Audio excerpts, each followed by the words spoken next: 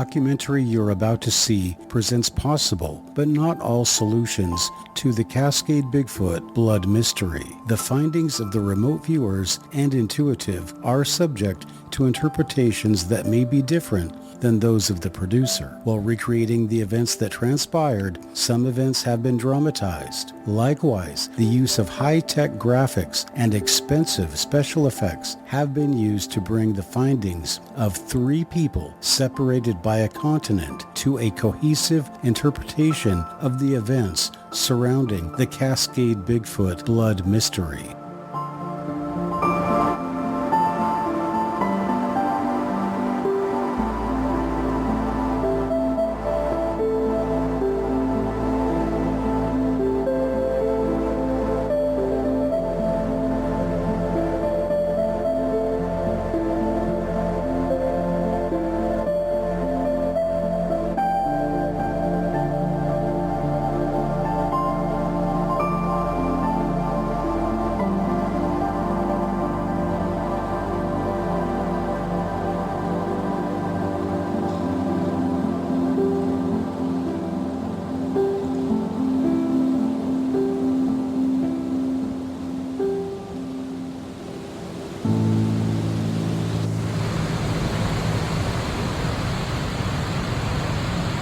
I'm Matthew Heines of Encounters USA, and if you have been following the Encounters USA podcast, you know we deal with aliens, Bigfoot, and Dogman.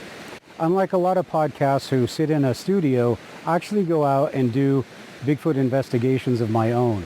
And it was during a Bigfoot investigation in the Cascades just 2 years ago that I came upon the Cascade Bigfoot blood mystery.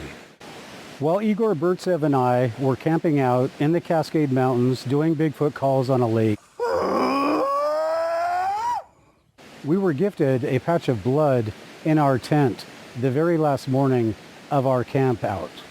Now the fact is, blood does not just mysteriously show up out of nowhere, especially when people are standing, eating, doing their thing right next to the tent. A tent that makes a lot of noise getting in and out of.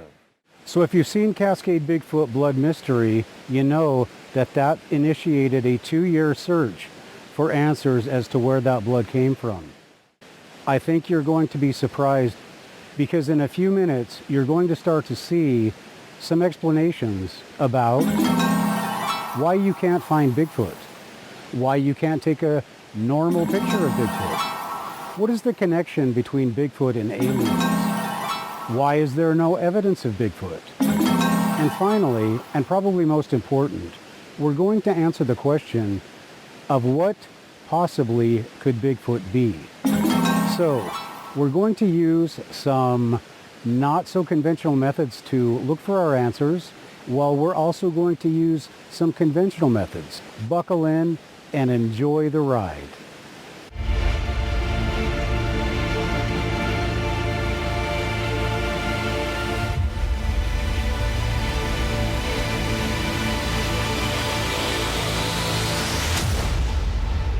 If you've seen part 1 of Cascade Bigfoot Blood Mystery, then you know that a little bit over a year ago, something very strange happened in this spot.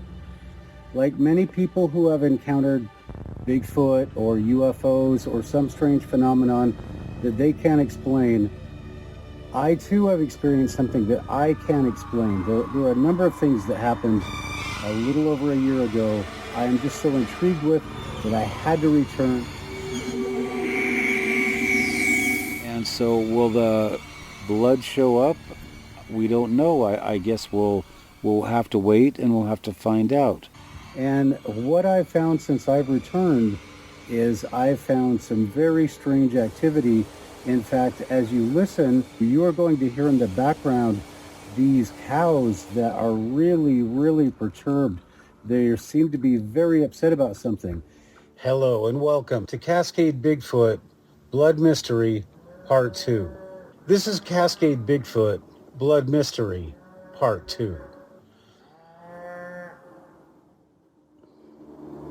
This is the tent that Igor Burtsev and I actually slept in when he was here for his sojourn, and we came up here to investigate John's property and do the things that we did here.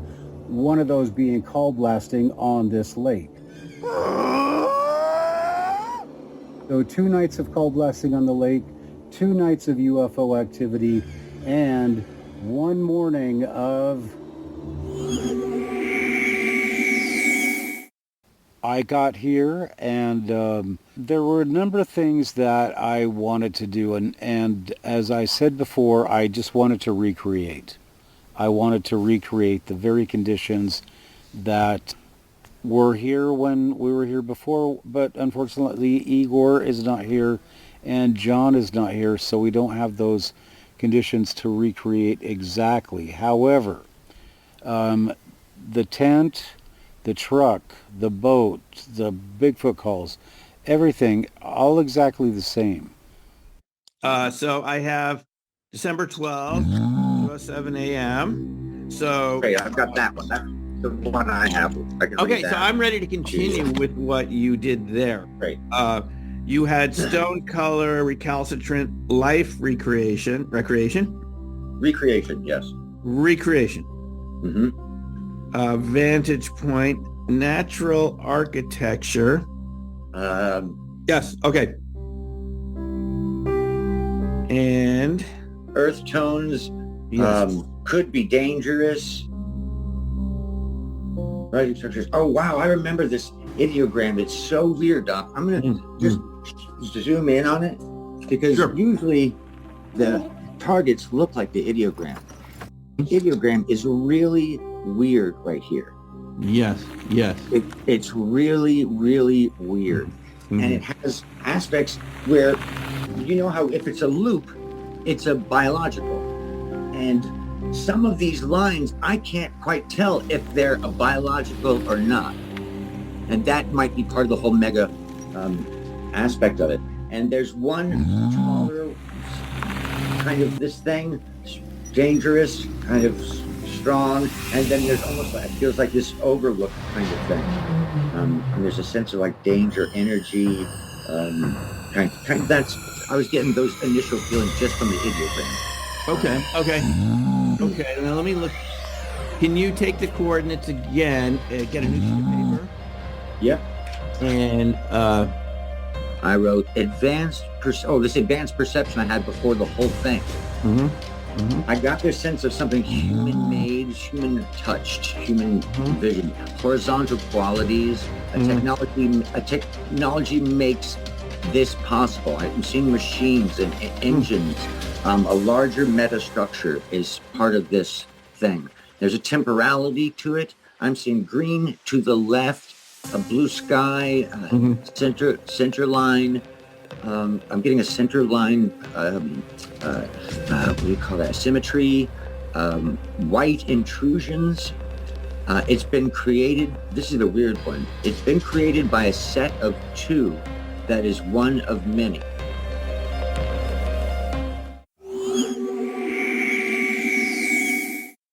Well, yeah, I have had a strategy, and so the first night, my strategy was to go out on the lake and do Bigfoot call blasting and just let the Bigfoot know that, hey, I'm in the hood. Well, no, that didn't go as planned because one thing that has been a serious issue during my whole time here has been the issue of charging things. And my speaker for blasting my Bigfoot calls, by that time it was full for 25 hours of use supposedly, and I got out onto the lake and I went to do one Bigfoot call and it was died. So that night, no Bigfoot calling on the lake, but I did go out on the lake to make myself known psychically. So, if that can be done. so you used the word outdoors. Can you describe the outdoors? I'm getting a fractal nature on the sides.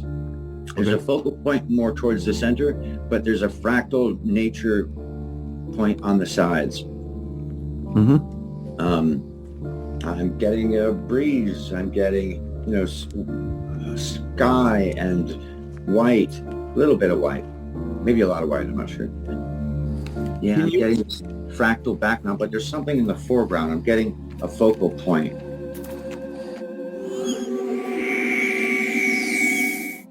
My first night at Mystery Lake was somewhat disappointing because I didn't see any of my UFO friends that I had seen the year before. However, if you haven't seen Cascade Bigfoot Blood Mystery, here is a repeat of what happened on that mysterious night back in June of 2021.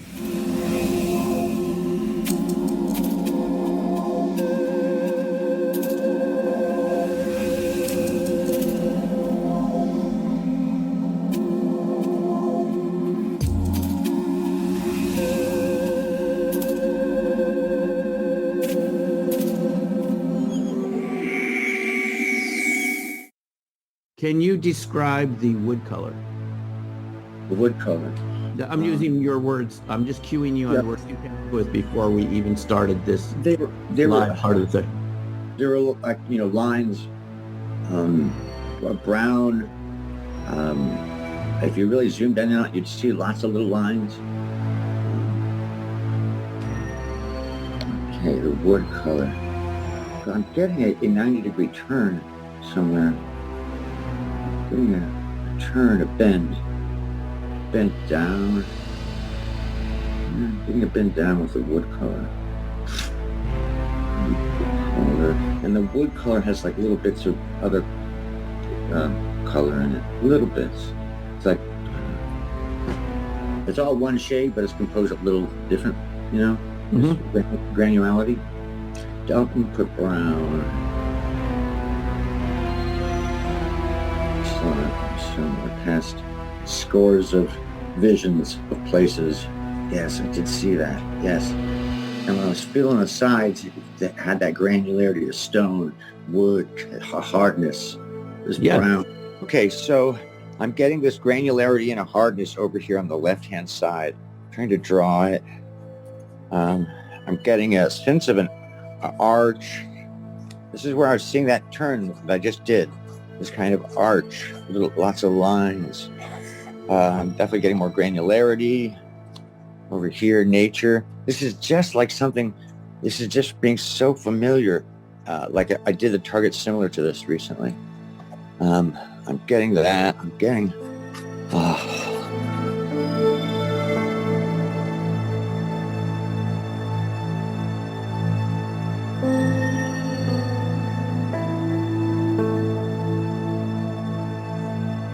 I'm getting brown on the sides here, darker. There's a darkerness over here. There's openings. I'm getting an opening. Some shapes in here. There's some details I'm just not seeing in here. Oh, see if that helps a little. I'm getting some details in here. I'm getting a structure here. Okay. Can you move inside the structure and describe?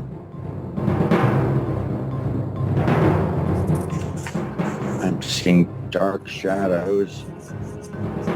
I'm seeing shadows inside here. I'm seeing a geometry of a curve. I'm power. Can you move 50 feet over the structure and describe?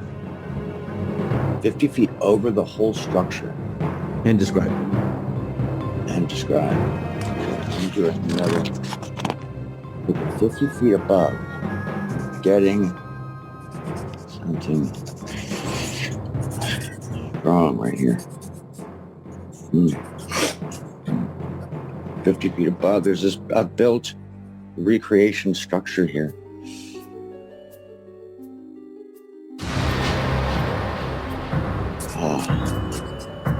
I'm seeing Earth down here, of course, and then this structure. 50 feet above, I'm getting something weird. I'm getting this movement. I'm getting a movement here. Getting a movement. Can you describe the movement? A curiosity, a power, a curiosity. maybe not a fire, but it's an interesting state of matter, actually. It's like water has several states. All right, so I'm getting this energy. I'm getting a flow, a movement here.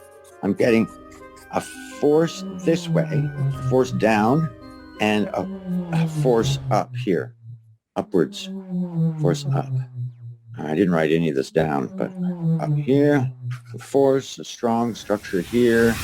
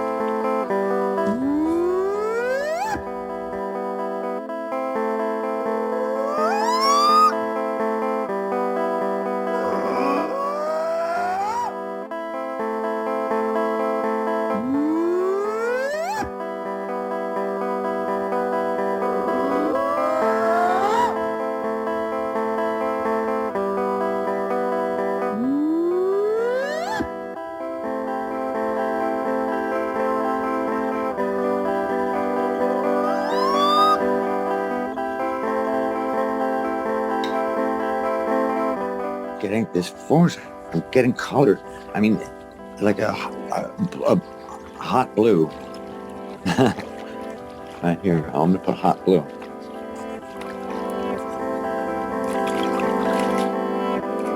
Hot B-L-U-E, hot blue. Blue. I'm getting some blue here. This is actually supposed to be the center of the image. I have it justified a little to the left for some weird reason. I don't know if that means anything.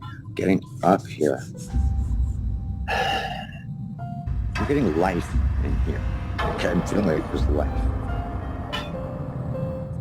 I don't want to say the word I'm thinking, but I'm getting a Can uniform. you describe the life? Like old-fashioned classic way of dressing. I'm seeing a pencil. I don't want to say what I think it is. I'm getting like military. Well, you can do AOL. That's what the A dash column for is for. Yeah, I'm gonna put pilot up here just because that word just came to my head. Navigator. I'm just gonna put some words up here that are just coming to my head for some reason. Sometimes it's just symbolic, more than navigator. Okay, now you described in the previous session, you used the word like sense of danger. Is that right? What was Yeah. Can you describe the danger? I'm getting danger in multiple ways. I'm getting danger in multiple ways. You can be death by violence from getting a fall.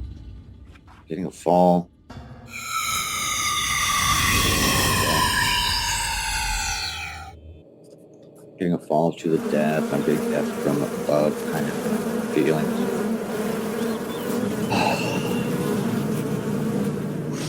Brute force. Getting some words. I don't know if I should write them down. If it's too much of a lead, but I'm getting war, tools, event. Describe the event. It's since 1940. Just 41. Since 1941. That's weird. All right. okay. Can I give you a cue? Please. Move to the target event and describe. The target event and describe. Temperatures. High temperature and a cold temperature. Outdoors, there's a cold up here and a high temperature here. Color. Blue, red. It's like different levels of energy. Expanding, flowing. Can you describe the red? Flowing. Different shades of red. Just write it down. My pen. Oh, it's over here. Flowing. I get this red. I'm getting different reds. Red. Yeah, flowing. What else? That's flowing here. Inside. There's an event associated with a different time period. It's energy. There's energy and force. E equals MC squared.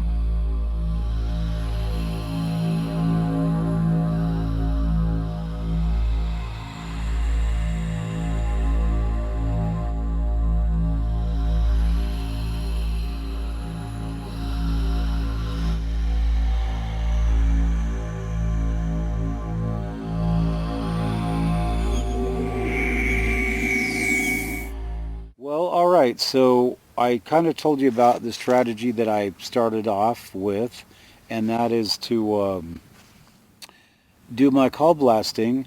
And what I'm doing now is I'm slowly working my way in to the lake by doing the call blasting. Can I give you another cue? Sure. Describe the life or entity most closely associated with the event. It's this right here. I'm getting this. Describe this. I was getting this leader, getting 4 years, segments of education, segments of leader of a group. Many admire the central figure. Yes, it's got skill. It's got some skill. Skill with tools also. So I was getting that flow, the red, the energy going downwards in that center portion, like where my head is right now.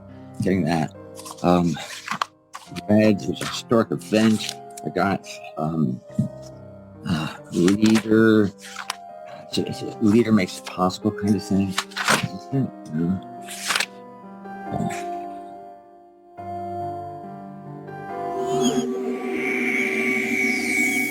Now today, well, actually I started last night, but I went about a quarter of the way around the lake, about sunset, a little before sunset, because it was too windy. It was too windy last night to get out on the lake. Okay, can I give you another cue? Yes, please. I just had to find my page. Describe the purpose of the event. So getting a milestone. I'm getting engineering. Getting a milestone. Okay. I'm using, in brackets, you can just put purpose. And then Q on purpose and see what you got. Support. I'm getting a patriotism. Support. I'm getting patriotism. Patriotism. What was it then thing? I just had this other thing about a timelessness, like a human dream. Timelessness. That's through the humanity and through the ages. Humanity through the ages. Humanity through the ages. The ages. And I'm getting impact. Impact on society. Impact. It's not humanity. No. Impact humanity. And humanity. Okay, timeless. Too many other things I said. It's a human. I said something like a human dream, or human fantasy, or human vision. It's like envisioned first. Vision first. It'll be cool to get this target. There's hardness here in the center over time. Over time it wears. I'm getting a curve up here. Like a... Okay, I'll look for stop now.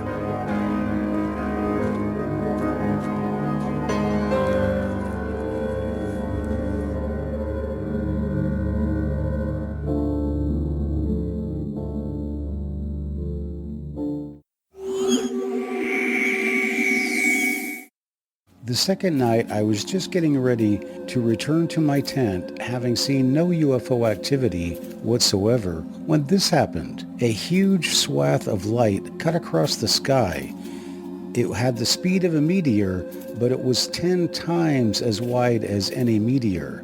If you missed it the first time, here is the instant replay.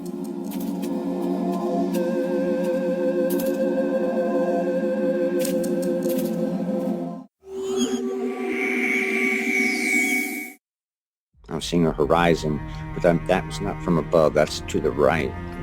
The horizon this way, been getting it here. Something here. A hardness right here in the center. What is this? What is this? Go ahead and probe. And just one.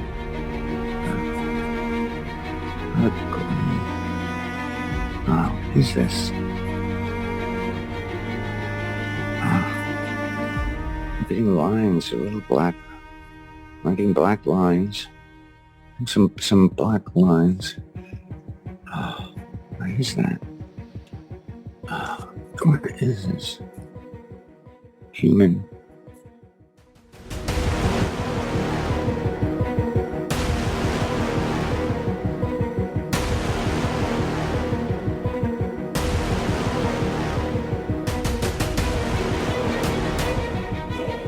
It's like this big. I mean, I'm getting like a. It has an impact. Impact. What is this? The sky. What is this? Lines going this way. In nature. Laws. Nature. Nature. Getting some lines.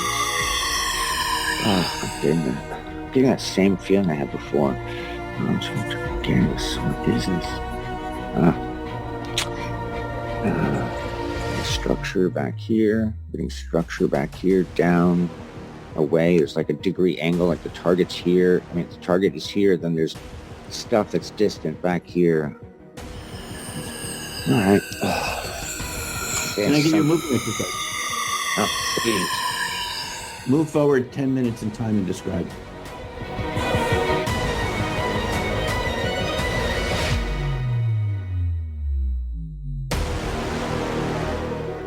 And go ahead and write that down. Move forward 10 minutes in time and describe. Move forward. Culprit is gone. Can you write that down? Emotions and intuitives. I'm getting a little bit of like on edge. Someone is leader.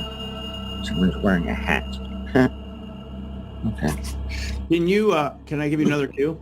Please. Just sign that. Mm-hmm. I'm just going to use your own words. Describe the culprit. Describe the culprit. Okay. The culprit. Remember, don't edit anything out. Just write it down. I see you're getting ideas. You're not writing them down. You have to write it. Describe the culprit. I'm getting professional.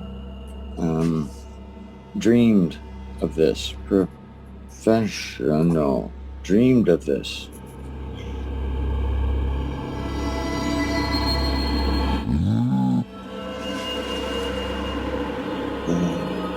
Dreamed of this. Comes and goes. It's a temporal. It's a, the timeline of the planet. It's a temporal occupation.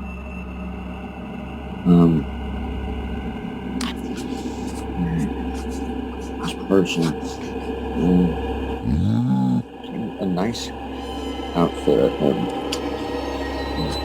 Can you just so can you put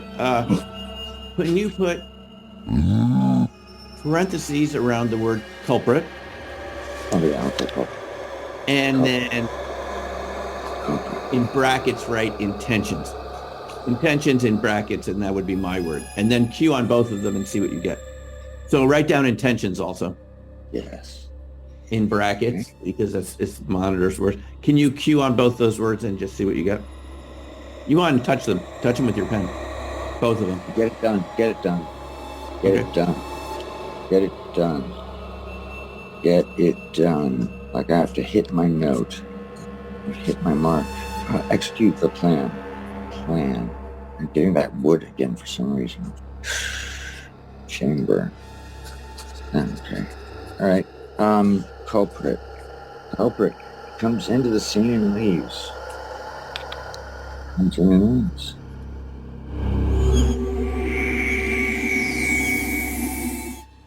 It's if you do this really well, that's what you do.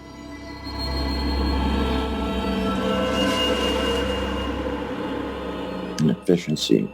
And there's like a not permanent custodianship, a leader, operator.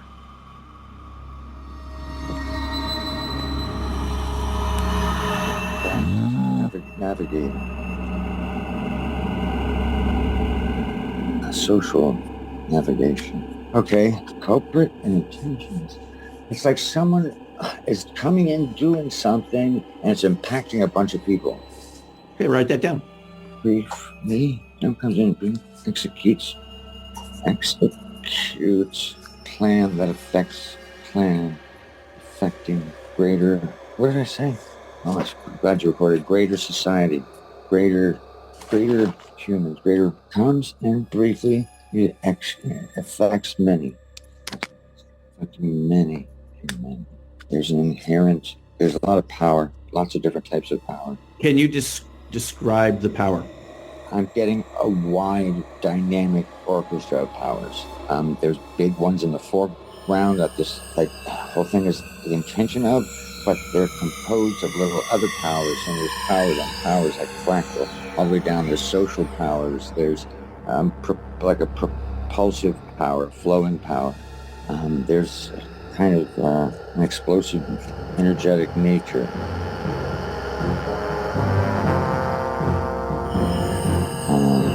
Getting like power, mobility, many types of power. Getting this direction, propelling, flow, leaves, almost like leaves a legacy, leaves awake, and kind of like an affecting people, observers, watch.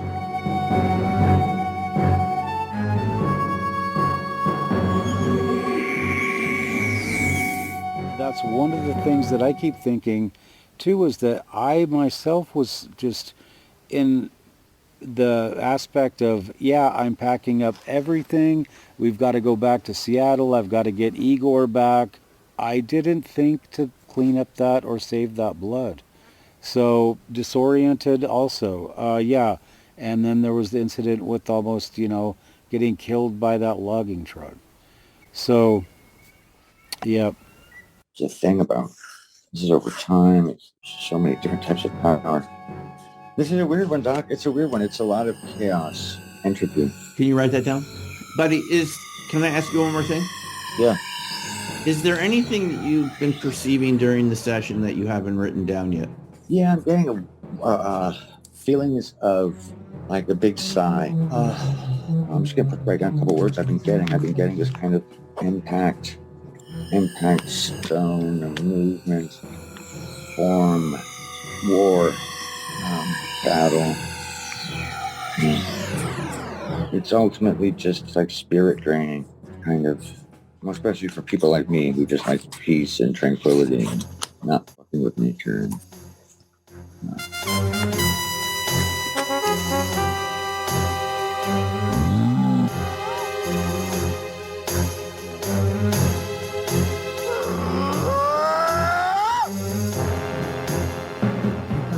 Around here. Yeah. Okay, can you put that in? Can you write that down? Lives affected. And remember, the rule in CRV is to write everything down.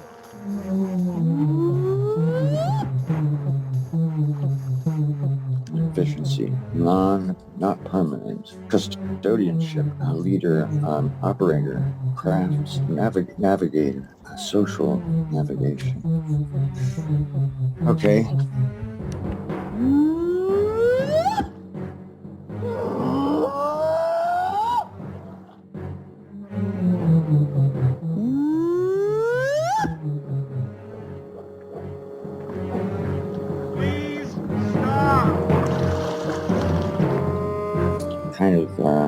explosive, energetic nature.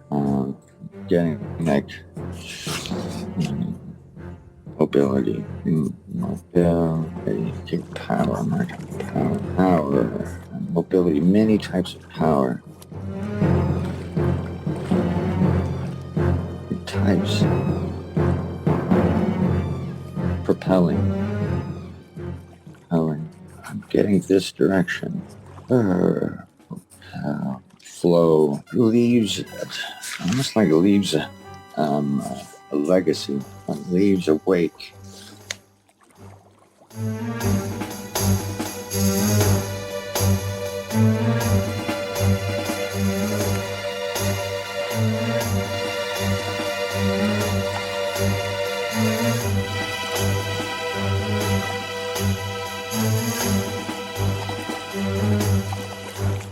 And kind of like affecting people, observers, watch.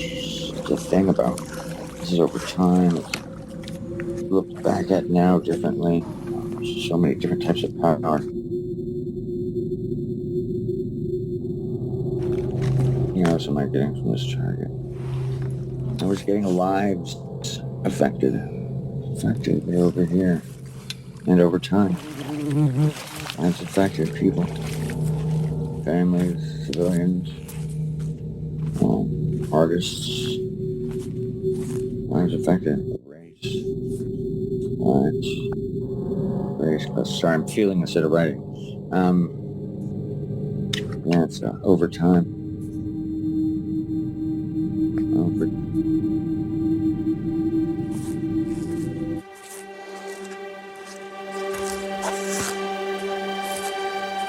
Civilians. Comes from civilians. Comes from civilians. It's like I'm getting like humanity's foible, humanity's plight, humanity's dream. It's like a weird. It's a combination of things. You used the word bilateral symmetry. Yeah. That was way back. I don't think we mentioned that right now. Can you just cue on that and see what you get? Okay, if this is the whole sheet of paper, I'm getting this bilateral symmetry right here. I'm getting bilateral symmetry. It's only symmetric this way, though. Okay. I'm getting movement in darker and wood color. Yeah, that's it. Okay, buddy, can we do a break in the time? I think it was 11:11. Maybe now it's 11:12. Can you just do a look over what you wrote and just write down a few sentences about what you think the target contains? I don't know. This is a weird one. I have thoughts of different. Well, no. Look over what you wrote. Do it. Let's be fair to this. Okay. Don't think your way through it. Just look over what you wrote down the past couple pages, and just which of it feels correct to you, and what do you feel the target contains? I mean, if you feel it's a weird one, that's what you can put down. I mean, it's your sessions. I'm not going to tell you what to write down, but just look over what you wrote and see what do you feel the target contains. We'll do this like an interim summary, and maybe this will be the end. We'll just see depending on what feels like the most accurate now of everything that you just wrote down, and just summarize. The target contains. When I returned home and was editing my video, I noticed there was something strange that got onto my boat that night at Mystery Lake. If you'll look at the FLIR temperature readings, you will notice the ambient temperature is about 13 to 14 degrees Celsius. However, my boat is colored blue.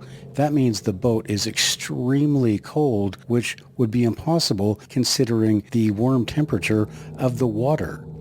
Now, if you look at this shot, as I move closer onto the boat, you can see these little splotches, and look at how the temperature drops down below -1 degrees. That means that whatever this is freezing. But it is impossible to be freezing because there's no ice on my boat.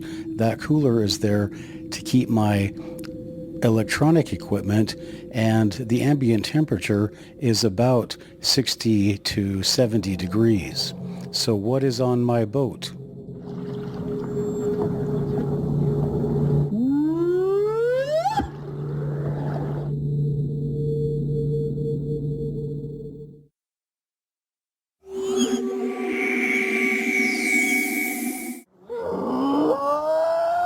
Well, now this is a very interesting aspect of what's going on here, that all day long, these cows starting this morning have been just totally agitated, screaming, mooing.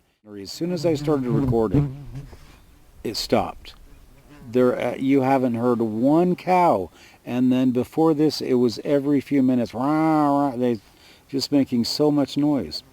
So I don't know what the answer to that is. In summary, I felt a hecticness, an entropy. Okay. Write it down. Just write it down. Okay. Hecticness. Hecticness. Entropy. Against force. This against force thing. Rising against force. Force affects many. Something that's stuff in the background, your fractal nature back here. I'm getting to the different atmospheric. I'm getting a scene of something. I'm getting it's a temporal thing. It's a very bizarre target. It's got energy. It's got all the different stuff I've expressed, and I'm a little confused because I can be at different places in the target, in different places in time. Mm-hmm. Why don't you write that down?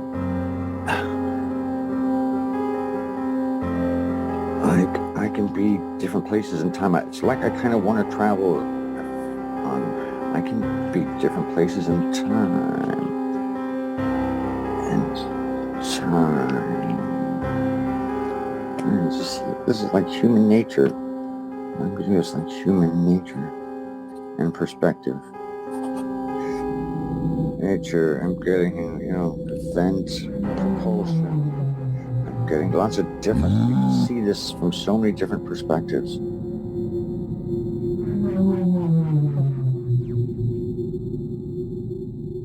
Actors, many. Great scope. Great scope.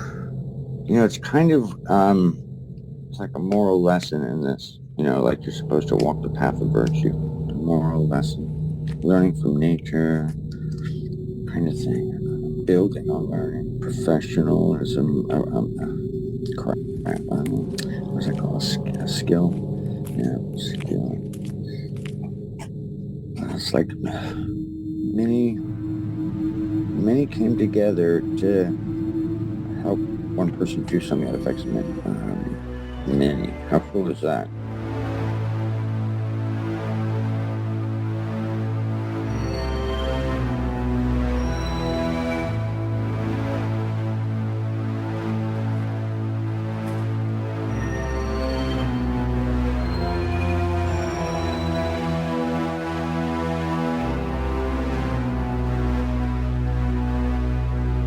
Many.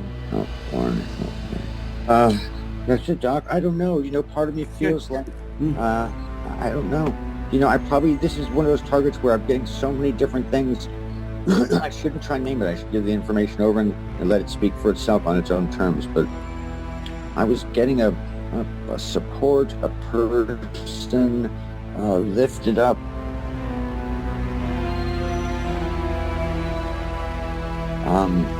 Movement, force, impact, blue, stone colors, wood, stone and shapes, and fractal nature below, a big vista.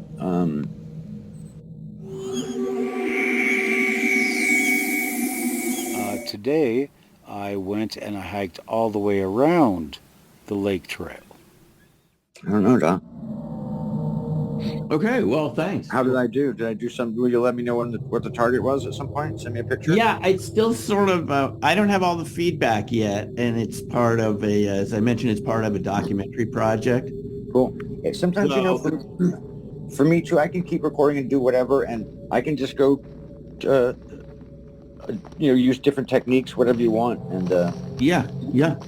This is one of those targets. It seems like you can approach this from different, angles and perspectives and relativity and right. Here, let me just Go I'm ahead. getting a plane. I'm getting like there's different things going on. I'm getting like movement, like a force, like a rocket, flow. I'm getting all these different things from different perspectives. Different times. I'm getting a person seated of importance. I'm getting like a structure that's strong and supports, and that's very full, rich. It's a rich, dynamic target. I've enjoyed this. So Yeah. Let me. Normally, I like to give all the feedback after a session but this is sort of a work in progress, and at some point you'll have all the feedback. Let me put it this way: in the not too distant future, because other viewers are still working on it. I feel for the integrity of the project, I should wait and give everyone the feedback at the same time. Does that seem to make a great idea? And it gives you the opportunity to come back or do whatever you need. And that gives you the opportunity. Maybe something will come to you that you want to add. It's if that feels like appropriate. And and now if you hit that again, you do resume and the time and date, and you write a little more down. Oh, there you go. Compass, a moral compass. The moral compass. I see. Yes. Cool. Well, thank you, Doc. I really enjoyed being working on Target with you. It was really cool. I got it's fun. We haven't done this in a while, and it'll be interesting to see if I was resonating. Yes. No. I can say there are definitely elements of contact there. There's definitely elements of contact. I just don't have all the details yet either. So cool, exciting. That's why we're tasked to look into it. Yeah. Well, thank you, Doc. I'm here for you to do with any questions you want. Clay, thanks. Whatever. Talk to you soon, bud. Bye-bye.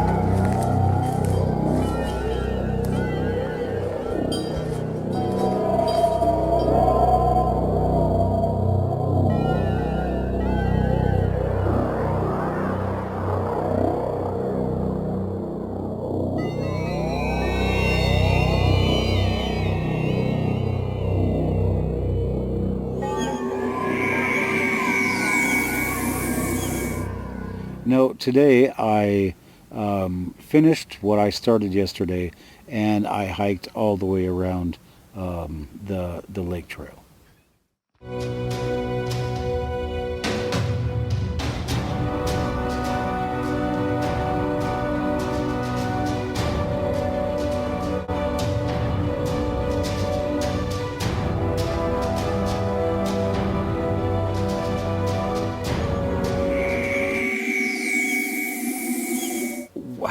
Have I found what I've been looking for.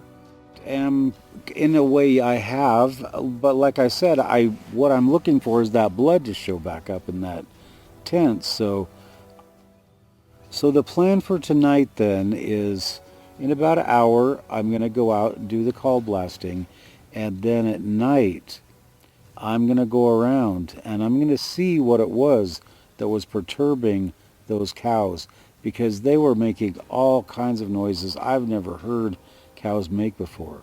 So that is the plan for tonight.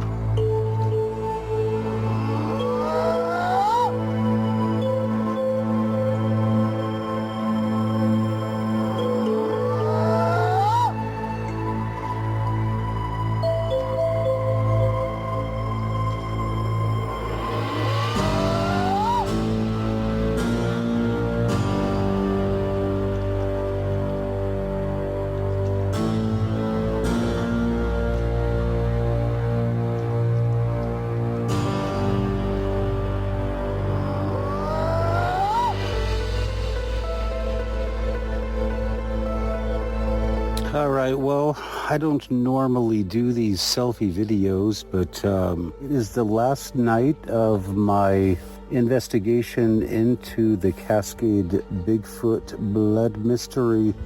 I have done everything that I wanted to do before this, as you could see, was I was doing my call blasting, and I am just listening and looking and watching to see if anything comes out, and in some time I will be bringing out the FLIR.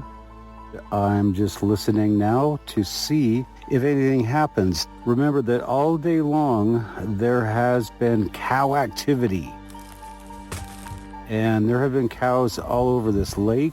They have been up, as we saw in the hills there. They were really disturbed about something. And lo and behold, no cows at all. I've heard one moo, I think. But before that, I did some call blasting. Ever since I started doing my call blasting, nothing. Just looking for Bigfoot. See if he's going to answer my calls on my last night out.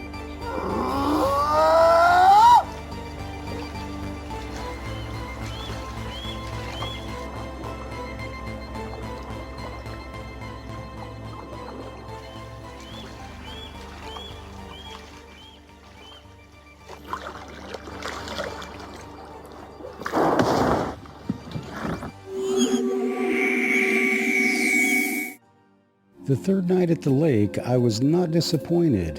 As I was talking to my wife, my friends in the UFOs returned. I told my wife, hey, my friends are back.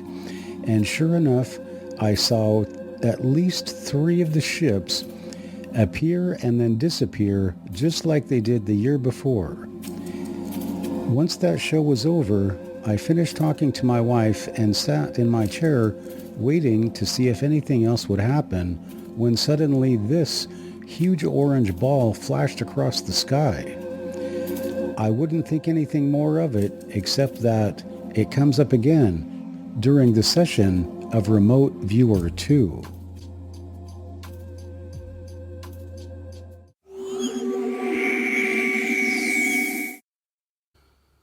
What did I expect to find? I expected to find some answer to what actually happened here. And to be perfectly honest, I was hoping that the blood would show up again. And that's what I'm actually doing here. As you'll see, they're the same things that I did the first time I was here, and I'm just trying to get those same results. Leaving Mystery Lake, I was naturally a little bit disappointed that I didn't have a blood sample to take with me. However, I was getting interesting feedback from Dr. Simeon Heine and his remote viewers.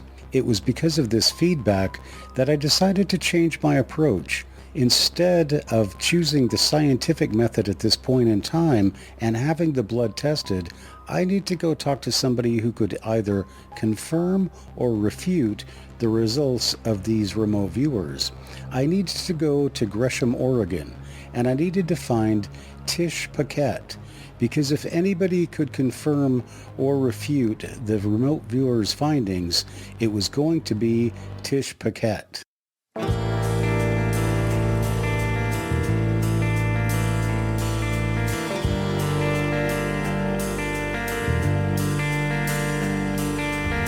She floats in waves for the day to begin.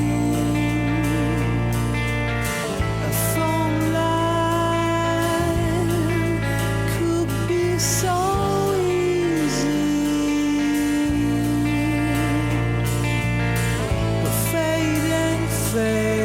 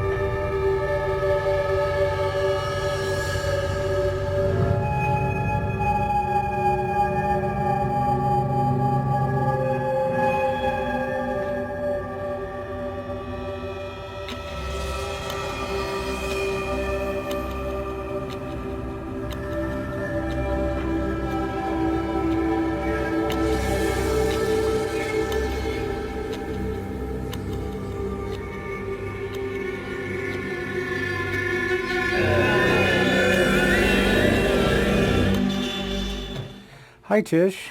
Nice to see you. Hi. Nice to meet you finally. Well, thanks for having me. I'm pretty confused.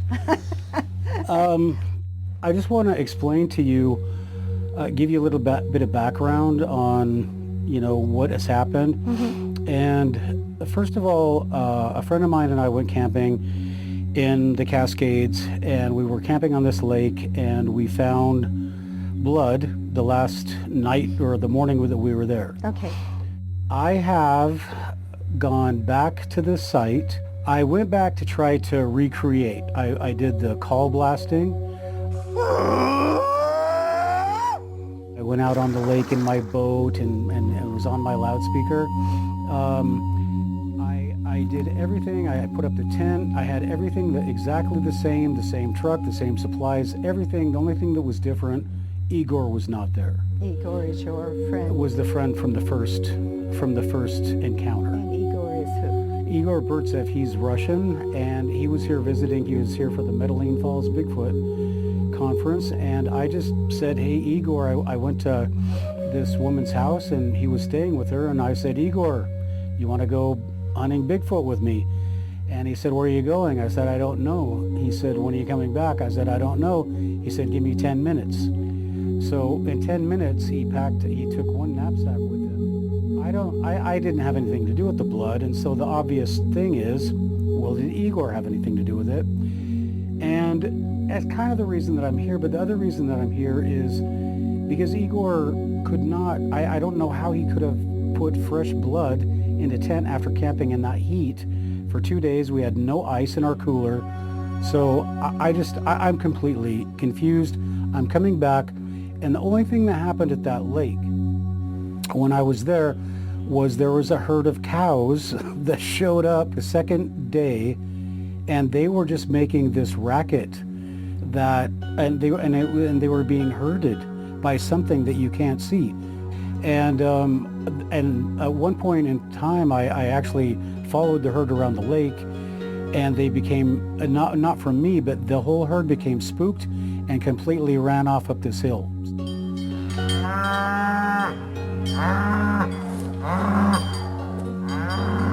There's something going on at that lake, and what I'm trying to do is I'm going to send the blood in to get tested, but I don't really trust science. And so I've used remote viewers, and I don't know if you're familiar with remote viewing. Yes, I am. Okay, so I've used them, and they've come up with some really, really interesting things. Can you just tell me a little bit about what it is you do and how you could possibly help me? Okay. Yes, I am a hypnotist, but I'm primarily an intuitive, and so consequently I read energy and I get information off of people's energy, and even those who've crossed over, they can come in, animals can come in. I also do experiencer hypnosis for people who have had some sort of paranormal issue that they want to revisit and look into, or past life stuff, or whatever. I run the gamut. I'm also part of an institute with my colleague, Institute for Conscious Expansion, and we do a lot of energy work and a lot of altered states of trance or reality, or whatever you want to call it. We help people deal with their intuitive giftings, because lots of times people awaken to an intuitive ability and they don't know how to handle it. And many times, especially when they were young and they weren't given any support or training, they grow up, and I'm not a doctor or a psychologist. However, I've had many clients who have come in thinking they'd been diagnosed bipolar, and they're not bipolar. They just feel not just their stuff, but everyone else's stuff, and they think it's theirs. So then discerning and separating that out for them has been very beneficial. I've had a number of videos regarding Sasquatch where people have asked my opinion or try to connect or whatever. I always find that an honor. But you've done documentaries, right? Yes, I've been on a few. Like, can you give me one documentary that we could watch? Besides this one. I would love to, but you know what? I'm so sorry.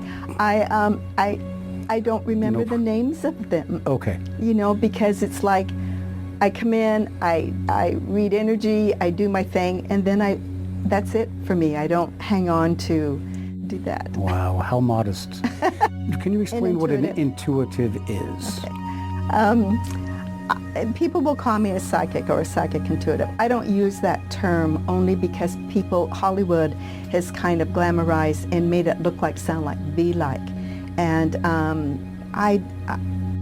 I pick up on a lot of other energies, not just, people used to come in here and say, tell me how long I'm going to live, or tell me, if I'm going to meet my soulmate or whatever. And I can do that, and I can charge a whole lot of money for 50 minutes. But I don't do that because I'm invested in you, body, mind, and spirit. And when you leave here as a whole being beginning again in your life. So I pick up on your energies, I pick up on your history, I pick up on people who've crossed over, and just help you manage your earth walk and letting go and releasing a lot of garbage that we've carried as humans. There's an issue that, because you talk about dealing with people that haven't had encounters. I've interviewed a lot of people, and a few of them have come back and said, why is there no mental health for people that have had encounters.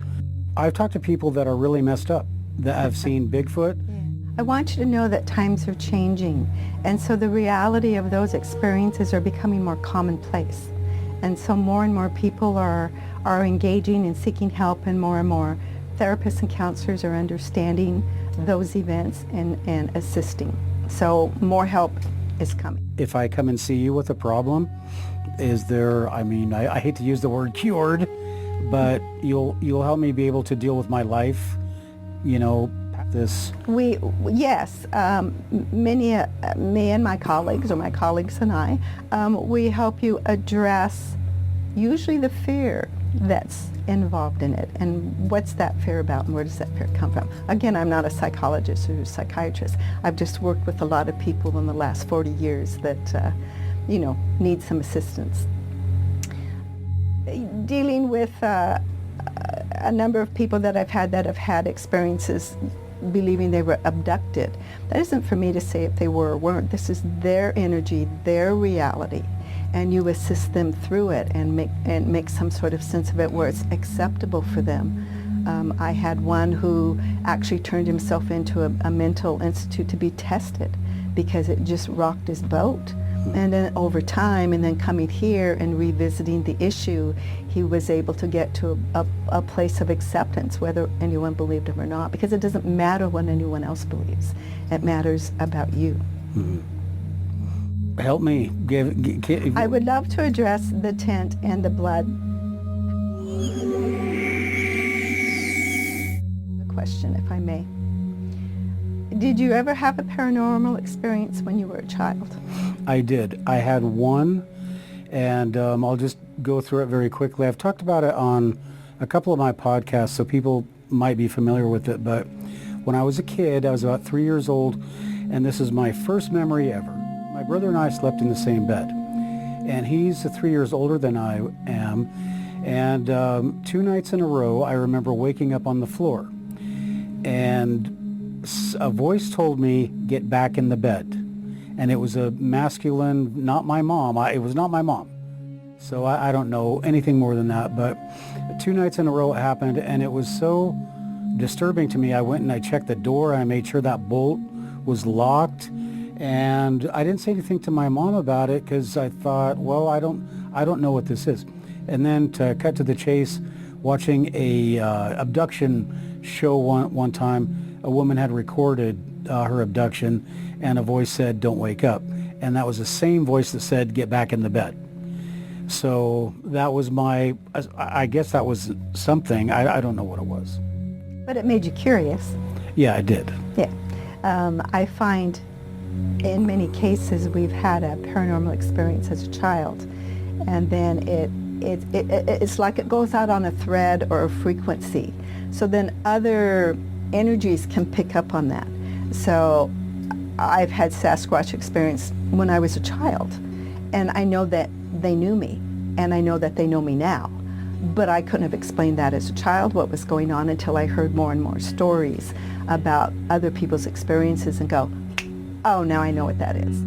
But I truly believe that we have a connection to other energies because of those experiences. That led you here. What are your initial reactions, thoughts, feelings, intuitions? When you mentioned remote viewing, because I didn't want to know the location. I didn't want to know anything, because when someone asks me, I don't want to know, because then it's not a pure information giving. But when you said remote viewing in your tent, what I saw was from the top, the tent, and it's sitting kind of a little at an angle. So the front door is here. Well, Igor has a very interesting energy. He's very strong, very stubborn, very, no offense to him, I'm just saying the energy I'm picking up. And very linear on one hand and very childlike awe on the other. You two are an interesting blend in that tent for 2 days. But high regard, high respect for each other. What I saw was over here, Sasquatches, about 3, maybe 4 further in the back. And one had, the front one had terracotta color hair, and they're observing you. However, over here on this side of the tent, back a little ways, is another energy that's not human as we know it, and not Sasquatch, observing as well. And that might be part of the whole mega aspect of it. And there's one taller kind of this thing, dangerous. No ill will here, but they know your intent. They know why you're here. They're cautious because of their young. You're kind of in their birthing area, so they're highly suspicious of humans. This one is interested in just your human thinking. Admire the central figure. Yes, he's got skill. He's got some skill. I mean, the more I concentrate on this energy, it was just kind of an energy now, and then the more I see it, it becomes taller and thin, but not from here. So if you've had any UFO experiences or any ideologies of visitors, this one I've been told about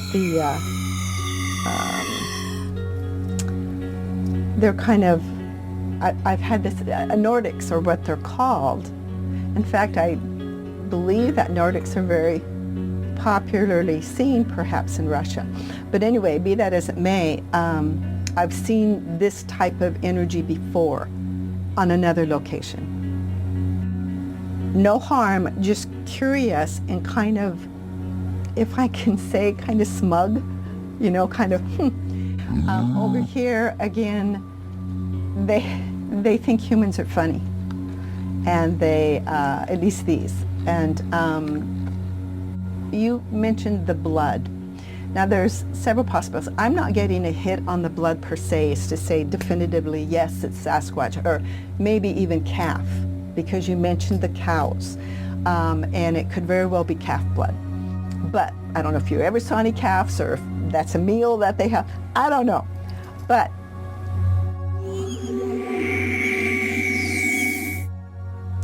they told me it isn't about you identifying the blood.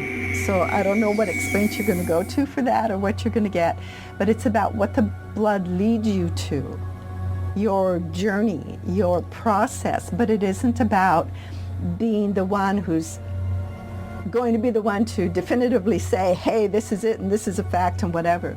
It's more about inward. It's more about what does Sasquatch mean to you? What doors does it open for you, and where can you find solace and peace in all of that? Not that continual search, but acceptance. And I can remember the drawings of the tribal people, and the children are holding the hands of Sasquatch, and they lived in harmony and they lived in peace. And that's one of the main messages that Sasquatch is constantly giving mankind. But it isn't so much even living in peace with them, it's living in peace in our own personhood. Okay, and again, you talk to anyone about Sasquatch and the meaning of their being here and interacting with mankind is to honor Gaia, to honor Mother Earth. I've said this before on a number of videos because that's one of their primary messages. Not permanent custodianship. Now this remote viewer did not mention Bigfoot specifically, another one did, but he keeps describing a tall, strong entity. So my question is, because Tish, I think we've solved the Bigfoot issue. I think that this is it. This is why you're never going to find them. This is why science is never going to confirm it, because and I've got 2 remote viewers saying this thing is in and it's out. Mm-hmm. And I think you're saying the same thing. It's there, but it's not there. And this one is really highly interested in man's intelligence. Okay, well, he's probably knocking on the wrong door there. But so Can you tell me anything about the relationship between Bigfoot, this species, entity, and the UFOs, the aliens? Are they the same? Are they working together? Are they, what, do you know anything about that? From past experience that I have encountered and others that have come to see me, they're kind of on the same plane in a way.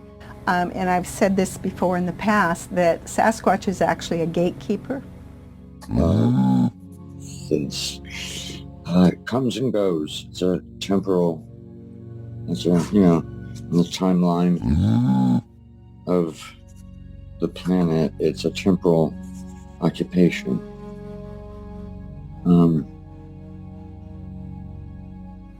A portal keeper, and tries to keep the balance between us and whatever else is coming through.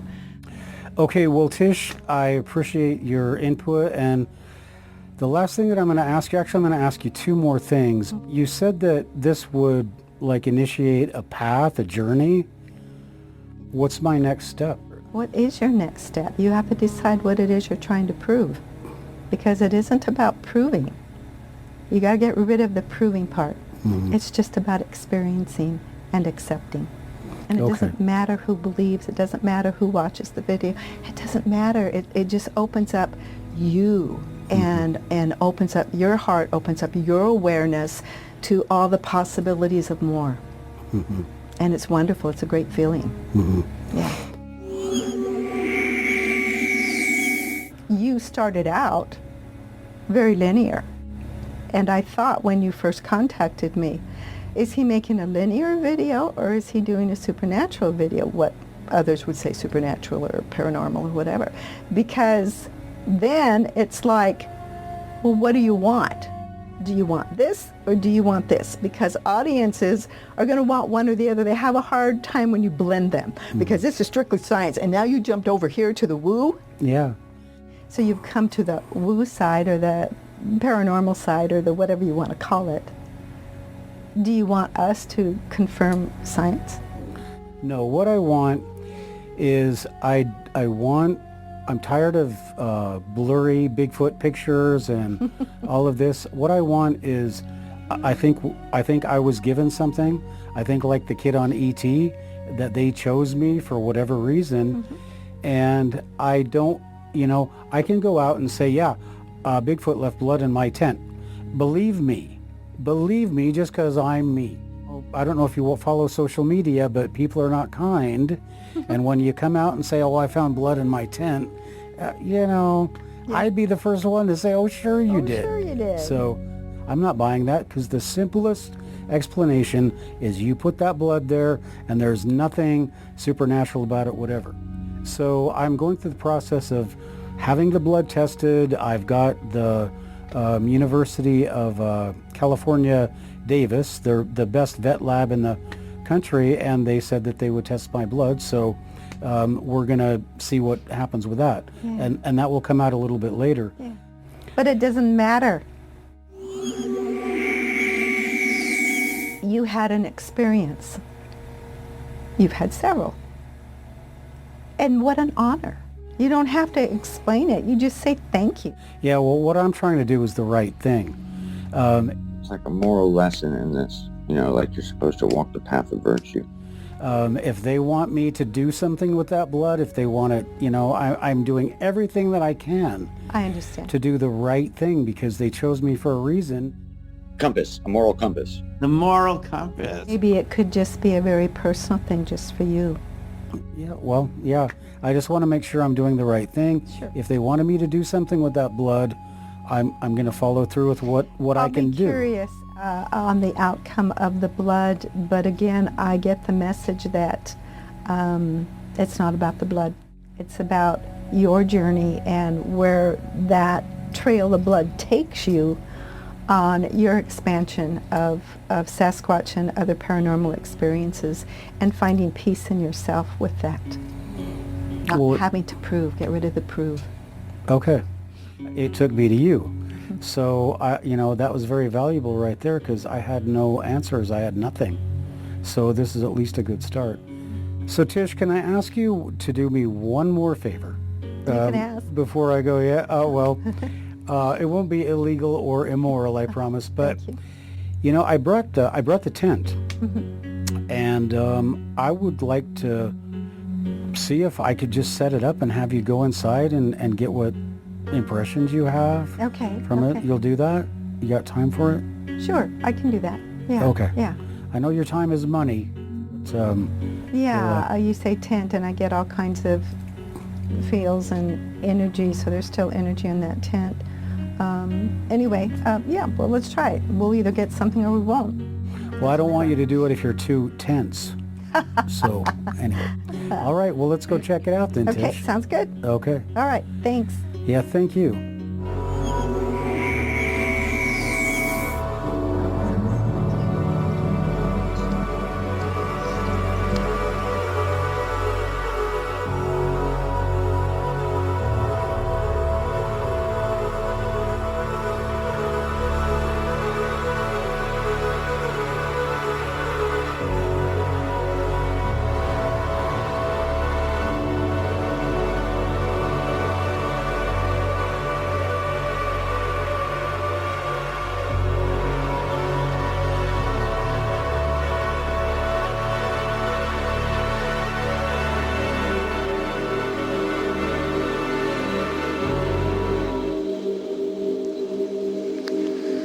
Tish, here we are in the tent. Can you give us a little bit of your impression about what you think about what actually happened here?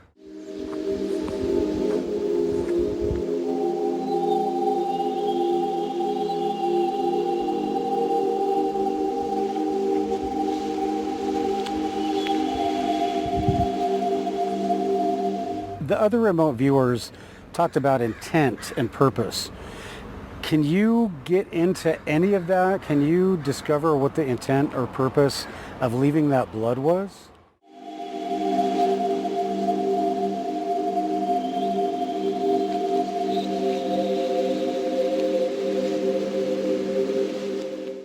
You talked about the Bigfoot being in the cycle of birthing, and you said that at the time we were there that is part of the birthing cycle. As crazy as it sounds, I mean, I looked at that blood, I cleaned it up. It did not look like normal blood, like from a fish or from meat or anything. It was thick and it was gooey, and every remote viewer described it the same way. Is that from the birth of a baby Bigfoot?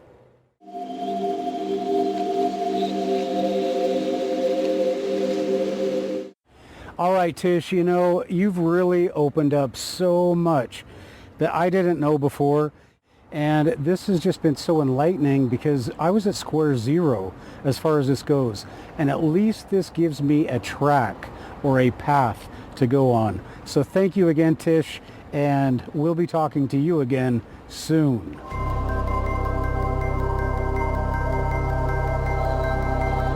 After leaving Tish Paquette's office, my next stop was going to be Moscow, Idaho. I had been receiving more messages from Dr. Simeon Heine that he and one of his remote viewers were getting some astonishing feedback and data from their current sessions.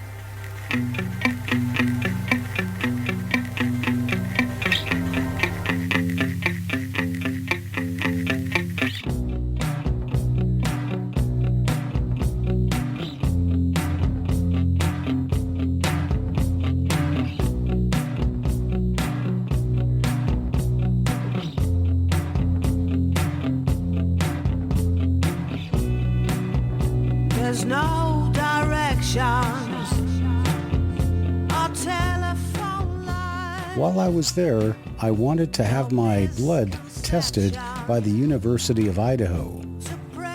They were having none of it.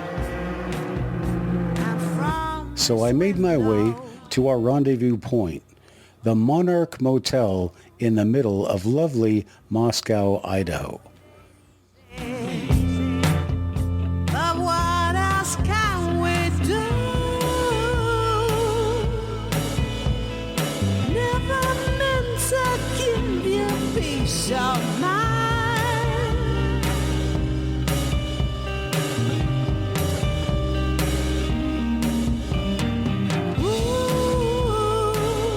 Once I arrived, I went up the stairs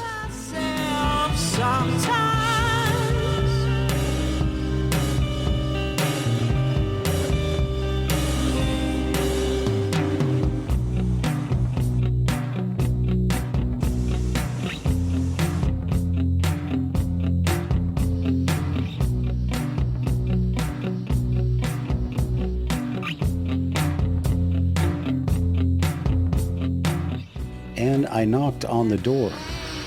Then everything became very, very strange and unusual. Once inside the room, all I could see was a big mess and a desktop monitor. On the monitor was Dr. Simeon Heine and his remote viewer. I sat down and listened to their remote viewing session. They came up with some of their data without any leading from the monitor, whether the monitor knows what the target is or not. So can you, you mentioned the male intelligence, is that right? Can you cue on that? Yes. And see what you get? So I get the concept mighty. Over here,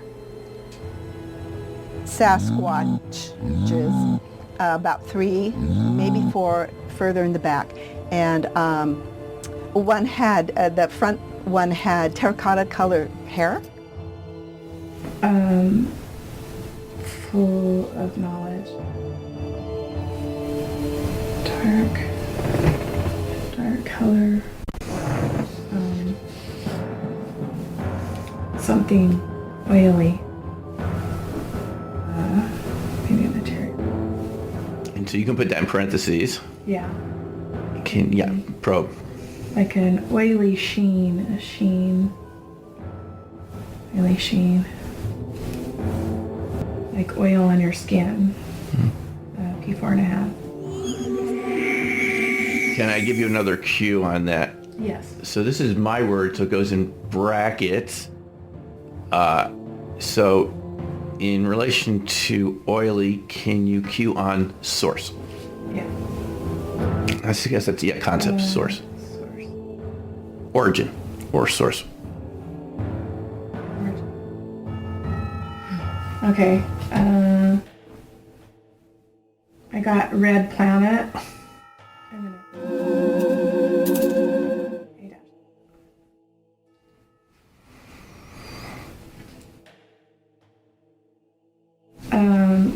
From the being.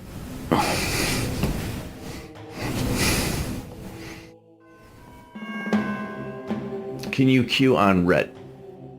Red? Yeah, I got ice.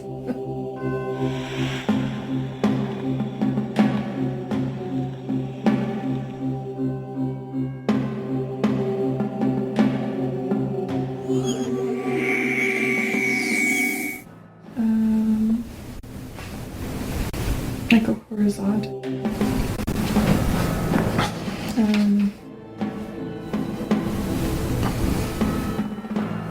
Round. And can you cue on, did you say bean over there? And can you cue on bean? And, yep. Curious. And this one is really highly interested in man's intelligence. Okay, well, he's probably knocking on the wrong door there. Admire the central figure. Yes, he's got skill. He's got some skill. Smiling. P4.5 is looking at me like I'm a child. And can you cue on, you used another word around curious, which was odd. Can you cue on odd?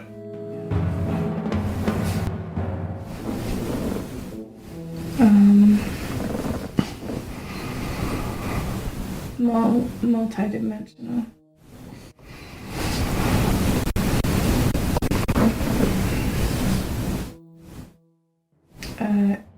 Out of the ordinary.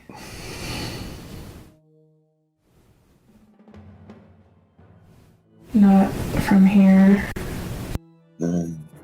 Dream of this. It comes and goes. It's a temporal. I mean, the more I concentrate on this energy, it was just kind of an energy now, and then the more I see it, it becomes taller and thin, but not from here. So if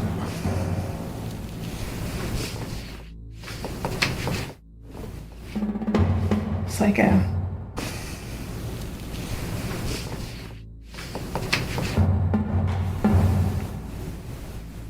unusual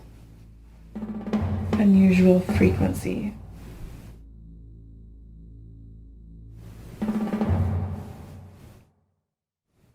That you wouldn't normally encounter, just like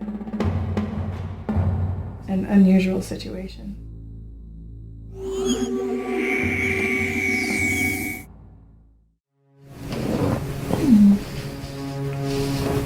I'm just gonna drop Bigfoot.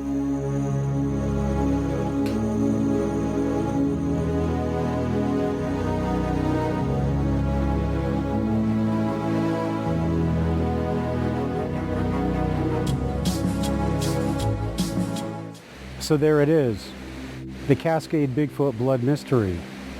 What you've seen is a recreation of the event. You've seen remote viewers looking at the event, remote viewers who had no idea what the target was, what they were supposed to be looking at, but remote viewers that came up with essentially the same data, the same entities, and also confirmed in a way by intuitive Tish Paquette. Now, in Cascade Bigfoot, Blood Mystery, Blood Trails, which will be our last segment, our last documentary segment, we're going to look at the scientific answers. We're going to do a polygraph test. We're going to do DNA testing. And we are going to do a hypnotherapy session to see if there was anything I could have missed that morning of the Blood Mystery. So, we are still on our adventure, we're still on the trek, we're still looking for answers. And those answers will hopefully come in the last installment of the Cascade Bigfoot Blood Mystery series. I'm Matthew Heines for Encounters USA. I hope you enjoyed this documentary. I hope you will stick with us through the final solution, and I hope you will understand that Bigfoot is not what we thought it was. And there's a lot of things in this world that are not what we think they are. So, I'm Matthew Heines for Encounters USA. Please remember what we always say, always watch your back. We'll see you in the next documentary.